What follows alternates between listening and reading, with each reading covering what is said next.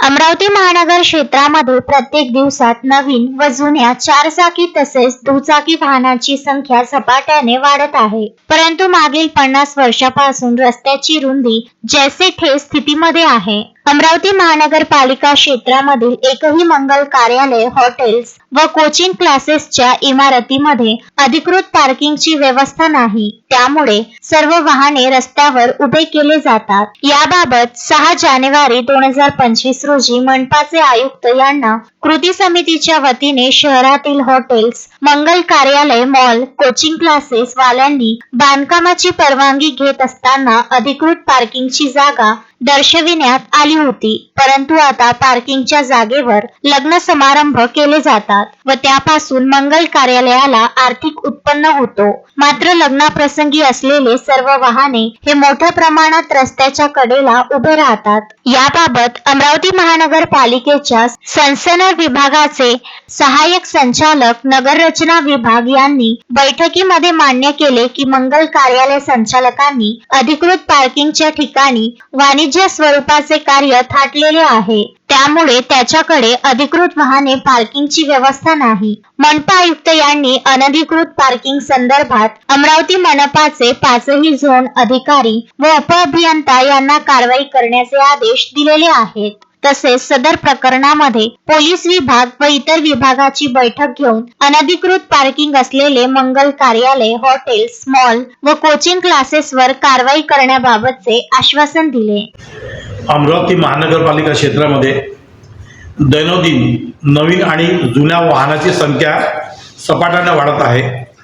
परंतु पार्किंग व्यवस्था हा एक मोठा प्रश्न असल्यामुळे आम्ही पोलीस विभाग आणि अमरावती महानगरपालिकेचे माननीय आयुक्त यांच्याकडे हा गंभीर प्रश्न लक्षात आणून दिला व त्यांना सांगितले की काही मंगल कार्यालय जे आहे त्यांनी बांधकाम करत असताना महानगरपालिकेमध्ये पार्किंग व्यवस्था दाखवलेली आहे, परंतु बांधकाम पूर्ण झाल्यानंतर त्यांनी त्या पार्किंगच्या जागेवर इतर कमर्शियल बांधकाम करून लग्नप्रसंगी सभागृह सुरू केलेले आहे।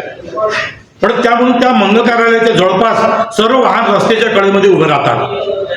त्याचप्रमाणे हॉटेलवाल्यांनी पण देखील मोठ्या हॉटेलवाल्यांनी पार्किंगच्या ठिकाणी दुसरं म्हणजे वाणिज्य प्रकारचा व्यवसाय थाटलेला आहे, त्यांचे वाहन रस्त्यावर उभे राहतात। तशाच प्रकारे कोचिंग क्लासेस किंवा मॉल यांनी बांधकाम करत असताना पार्किंग हे कंपल्सरी आहे, पण त्यांनी पार्किंग बांधकामच्या वेळी दर्शवलेलं आहे।